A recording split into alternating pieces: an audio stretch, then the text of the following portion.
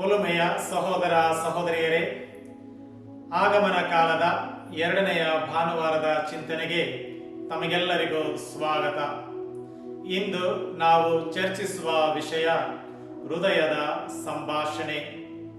ಈ ಒಂದು ವಿಷಯವನ್ನು ಅವಲೋಕಿಸಲು ಬಾರೂಕನ ಗ್ರಂಥದಲ್ಲಿ ನಾವು ನೋಡುತ್ತೇವೆ ನಿರೀಕ್ಷಣೆಯಿಂದ ಕೂಡಿದ ಹೃದಯ.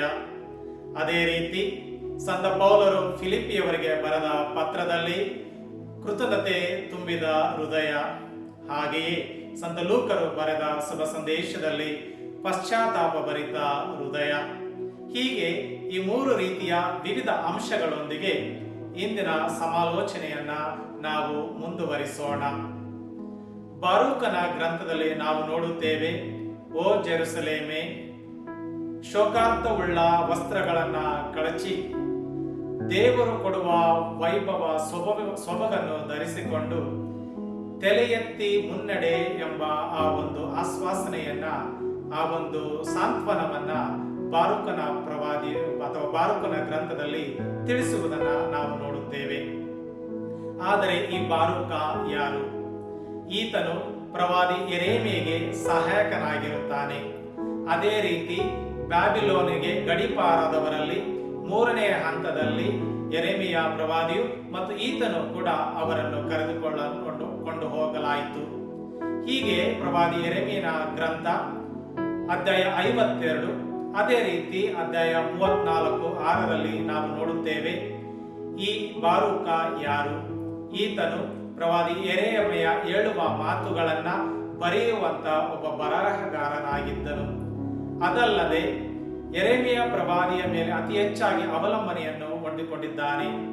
ಈತನ ಗ್ರಂಥದಲ್ಲಿ ನಾವು ಅದನ್ನು ಮೀರಿ ನೋಡುತ್ತೇವೆ. ಅದೇನೆಂದರೆ ಈತ ಸ್ವತಃ ತಾನೇ ಬರಹಗಾರನಾಗಿ ಇಸ್ರಾಯೇಲರಿಗೆ ಸಾಂತ್ವನವನ್ನು ತಿಳಿಸುವ ಒಬ್ಬ ಪ್ರವಾದಿಯಾಗುತ್ತಾನೆ.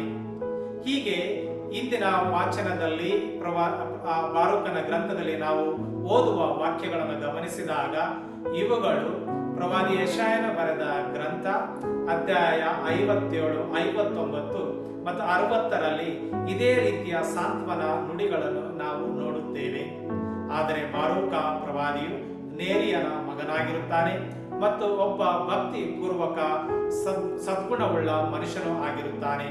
ಈತನು ಇಸ್ರಾಯೇಲರಿಗೆ ಸಾಂತ್ವನವನ್ನು ನೀಡುತ್ತಾ ದೈವ ರಕ್ಷಣೆಯ ದಿನಕ್ಕಾಗಿ ಹೇಗೆ ಅವರು ಸಂತೋಷದಿಂದ ಹಿಂತಿರುಗಬೇಕು ಎಂಬ ಮಾತುಗಳನ್ನು ತಿಳಿಸುತ್ತಾ ಅವರಿಗೆ ಹೇಳುವ ಆ ಸಾಂತ್ವನವು ಇಂದು ನಮಗೂ ಕೂಡ ಒಂದು ರೀತಿಯ ಅತಿ ಆತ್ಮೀಯ ಮತ್ತು ಹಾಗೆಯೇ ಆತ್ಮವಿಶ್ವಾಸವನ್ನು ದೊರಕಿಸುವ ವಿಷಯವಾಗಿದೆ. ಅದೇನೆಂದರೆ ನಾವು ಕೂಡ ಎಷ್ಟೇ ಸಂಕಷ್ಟಗಳಿದ್ದರೂ, ಯಾವುದೇ ರೀತಿಯ ನೋವುಗಳಿದ್ದರೂ, ಅಡಚಣೆಗಳಿದ್ದರೂ, ಯಾರೇ ನಮ್ಮನ್ನು ಹೀಯಾಳಿಸಿದರು, ತೊಂದರೆಗೀಡು ಮಾಡಿದರು, ನಾವು ಎದೆಗುಂದದೆ ನಮ್ಮ ತಲೆ ಎತ್ತಿ ದೇವರಲ್ಲಿ ವಿಶ್ವಾಸವಿಟ್ಟು ಅವರನ್ನು ಸ್ವೀಕರಿಸುವ ನಿರೀಕ್ಷಣೆಯ ಹೃದಯವನ್ನ ನಾವು ಧರಿಸಿಕೊಳ್ಳಬೇಕು ಎಂಬುದು ಈ ಬಾರೂಕನ ಸಂದೇಶವಾಗಿದೆ. ಇದೇ ರೀತಿ ಇನ್ನೊಂದು ರೀತಿಯಲ್ಲಿ ಸಂತ ಪೌಲರು ಫಿಲಿಪ್ಪಿಯವರಿಗೆ ಬರೆದ ಪತ್ರದಲ್ಲಿ ಹೇಳುತ್ತಾರೆ, ಅದೇನೆಂದರೆ ನಾವು ಸದಾ ಕೃತಜ್ಞತೆ ಮನೋಭಾವವುಳ್ಳ ಹೃದಯದಿಂದ ಕೂಡಿರಬೇಕು ಎಂಬ ಮಾತು. ಅದೇನೆಂದರೆ ನಾವು ಯಾವುದೇ ಕಾರ್ಯಗಳನ್ನು ಕೈಗೊಳ್ಳಲಿ, ಅವೆಲ್ಲವೂ ದೇವರ ಮಹಿಮೆಯಿಂದ ಮತ್ತು ದೇವರ ಒಂದು ಗುಣಗಳಿಂದ, ವರದಾನಗಳಿಂದ ಸಾಧ್ಯವಾಗಿದೆ ಎಂಬುದನ್ನ ಸಂತ ಪೌಲರು ಫಿಲಿಪ್ಪಿಯವರಿಗೆ ನೆನೆಸಿಕೊಡುವಂತೆ ತೋರಿಸಿಕೊಡುತ್ತಾರೆ. ಅದೇನೆಂದರೆ ಪೌಲರು ತಾವು ಸಾಧಿಸಿದ ಧರ್ಮ ಪ್ರಚಾರಕ ಕಾರ್ಯದಲ್ಲಿ ಫಿಲಿಪ್ಪಿಯವರ ಸಹಕಾರವಿದೆ ಮತ್ತು ಆ ಒಂದು ಸದ್ಗುಣವನ್ನು ಮೆಚ್ಚಿ ಆತನು ಅವರಿಗೆ ತಿಳಿಸುವುದು ಏನೆಂದರೆ, ಪ್ರಭು ಕ್ರಿಸ್ತರು ಬರುವ ದಿನದಂದು ಅವರು ಕ್ರಿಸ್ತರಂತಹ ಹೃದಯವನ್ನ ಧರಿಸಿಕೊಂಡಿರಬೇಕು ಮತ್ತು ಹೊಂದಿಕೊಂಡಿರಬೇಕು. ಅದೇನೆಂದರೆ ಕ್ರಿಸ್ತರ ಹೃದಯವು ಎಲ್ಲಾ ಪ್ರೀತಿ ಎಂಬ ಮನೋಭಾವನೆಯಿಂದ ತುಂಬಿ ತಮ್ಮನ್ನೇ ಜನರಿಗಾಗಿ, ಮಾನವ ಕುಲಕ್ಕಾಗಿ ದಾರಿ ಎರೆದ ಆ ಒಂದು ಗುಣವನ್ನ ಅವರೆಲ್ಲರೂ ಪಡೆದುಕೊಂಡಿರಬೇಕು ಎಂಬುದೇ ಸಂತ ಪೌಲನ ಉತ್ತರವಾಗಿದೆ. ಇಂಥ ಒಂದು ತುಂಬು ಹೃದಯದ ಅಥವಾ ಕೃತಜ್ಞತಾ ಪೂರ್ವಕ ಹೃದಯವನ್ನು ನಾವು ಹೊಂದಿದಾಗ ದೇವರು ನಮಗೆ ಕೊಟ್ಟಂತ ಎಲ್ಲ ವರದಾನಗಳನ್ನು ಸ್ವೀಕರಿಸಿ ನಾವು ಸದಾಚಾರದೊಂದಿಗೆ ಅವರು ಬರುವುದನ್ನು ನಿರೀಕ್ಷಿಸಲು ಸಾಧ್ಯವಾಗುತ್ತದೆ.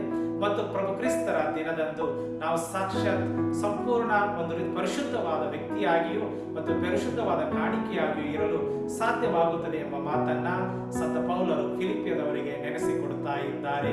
ಹೀಗೆ ಇನ್ನೊಂದು ರೀತಿಯಲ್ಲಿ ಇಂದು ಲೂಕರು ಬರೆದ ಶುಭ ಸಂದೇಶದಿಂದ ಆಯ್ದುಕೊಂಡಂತಹ 3ನೇ ಅಧ್ಯಾಯ ವಾಕ್ಯಗಳು 1ರಿಂದ 6ರಲ್ಲಿ ನಾವು ನೋಡುವುದು ಪಶ್ಚಾತ್ತಾಪ ಭರಿತವುಳ್ಳ ಹೃದಯ. ಆದರೆ ಈ ಪಶ್ಚಾತ್ತಾಪ ಭರಿತವುಳ್ಳ ಹೃದಯವನ್ನು ಲೂಕರು ಒಂದು ರೀತಿಯ ಲೌಕಿಕದ ಒಂದು ಪ್ರಾಪಂಚಿಕ ಒಂದು ಹಿನ್ನೆಲೆಯಲ್ಲಿ ಚಿತ್ರಿಸುತ್ತಾರೆ.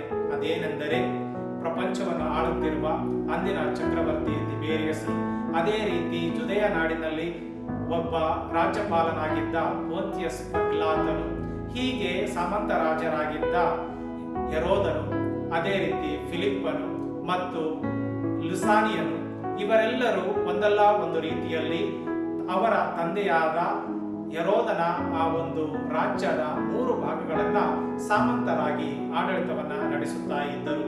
ಅದೇ ರೀತಿ ಧಾರ್ಮಿಕ ಆಡಳಿತವನ್ನು ನಡೆಸುತ್ತಿದ್ದವರು ಅನ್ನ ಮತ್ತು ಕಾಯಫಾಸ್. ಈ ಎಲ್ಲ ಒಂದು ರಾಜ್ಯಾಡಳಿತದ ಅಥವಾ ಪ್ರಾಪಂಚಿಕ ಒಂದು ಆಡಳಿತ ರೂಢಿಯ ಒಂದು ಹಿನ್ನೆಲೆಯನ್ನು ಕೊಡುತ್ತಾ, ಹೇಗೆ ಜಕರಿಯನ ಮಗ ಸ್ನಾನಿಕ ಯವಾನರು ದೈವಾಜ್ಞೆಯಿಂದ ಯಾವ ಸಂದೇಶವನ್ನು ನೀಡುತ್ತಾ ಇದ್ದಾರೆ ಮತ್ತು ಆ ಸಂದೇಶವು ಯಾವುದರ ಕುರಿತು ಇದೆ ಎಂಬುದನ್ನು ಸಂತ ಲೂಕರು ನಮಗೆ ತಿಳಿಸುತ್ತಾ ಇದ್ದಾರೆ. ಅದೇನೆಂದರೆ ಪಶ್ಚಾತ್ತಾಪ ಭರಿತವುಳ್ಳ ಹೃದಯ. ಇಂಥ ಹೃದಯವನ್ನು ನಾವು ಪಡೆಯಬೇಕಾದರೆ ನಮ್ಮ ಪಾಪಗಳಿಗೆ ನಾವು ವಿಮುಖರಾಗಿ ದೇವರಿಗೆ ಅಭಿಮುಖರಾಗಬೇಕು ಎಂಬುದೇ ಸ್ನಾನಿಕ ಯೌವನರ ಒಂದು ಸಂದೇಶವಾಗಿದೆ. ಈ ವಾಕ್ಯಗಳನ್ನ ನಾವು ಯೆಶಾಯ ಪ್ರವಾದಿಯ 40ನೇ ಅಧ್ಯಾಯ ವಾಕ್ಯಗಳು 4ರಿಂದ 5ರಲ್ಲಿ ಕೂಡ ನೋಡುತ್ತೇವೆ. ಅದೇನೆಂದರೆ, ನಮ್ಮ ಜಂಬ ಕೊಚ್ಚಿಕೊಳ್ಳುವ ಅಥವಾ ಗರ್ವದಿಂದ ಇರುವಂತಹ ಪರ್ವತವಂತ ಮನೋಭಾವನೆಯನ್ನ ನಾವು ಮಟ್ಟು ಹಾಕಿ ದೇವರನ್ನ ಸ್ವೀಕರಿಸಬೇಕು. ಅದೇ ರೀತಿ ವಕ್ರತೆಯಿಂದ ಕೂಡಿದಂತ ನಮ್ಮ ಹೃದಯವನ್ನ ತ್ಯಜಿಸಿ, ನಮ್ಮೆಲ್ಲ ಕಾರ್ಯಗಳನ್ನ ತ್ಯಜಿಸಿ, ಸದಾಚಾರಗಳನ್ನ ಸ್ವೀಕರಿಸಿ, ಪರಿಶುದ್ಧ ಹೃದಯದೊಂದಿಗೆ ನಾವು ದೇವರಿಗೆ ಅಭಿಮುಖರಾಗಬೇಕು ಎಂಬುದನ್ನೇ ಇಂದಿನ ಶುಭ ಸಂದೇಶವು ನಮಗೆ ತಿಳಿಸುತ್ತಾ ಇದೆ. ಆದ್ದರಿಂದ ಪ್ರಿಯರೇ, ಇವೆಲ್ಲವುಗಳನ್ನು ನೋಡುವಾಗ ನಮಗೆ ಗೊತ್ತಾಗುತ್ತದೆ ನಮ್ಮ ಹೃದಯ ದೇವರಿಗೆ ಇಷ್ಟವಾದಂತಹ ಜಾಗ. ನಾವು ಅಲ್ಲಿ ಏನನ್ನು ನೆನೆಸಿಕೊಳ್ಳುತ್ತೇವೆಯೋ, ಏನನ್ನು ಬಯಸುತ್ತೇವೆಯೋ ಮತ್ತು ಅವೆಲ್ಲವುಗಳು ದೇವರಿಗೆ ವಿರುದ್ಧವಾಗಿಯೋ ಅಥವಾ ದೇವರ ಪರವಾಗಿವೆಯೋ ಎಂಬುದು ನಮ್ಮ ಪ್ರಶ್ನೆಯಾಗಿದೆ. ಹೀಗೆ ಈ ರೀತಿಯ ಪ್ರಶ್ನೆಗಳನ್ನು ಹಾಕುವಾಗ ನಮಗೆ ಒಂದಲ್ಲ ಒಂದು ರೀತಿಯ ಮನೋಜ್ಞಾನ ಉಂಟಾಗುತ್ತದೆ. ಇದಕ್ಕೆ ಬೇಕಾದ ವರಗಳನ್ನು ಕೂಡ ದೇವರು ದಯಪಾಲಿಸುತ್ತಾರೆ.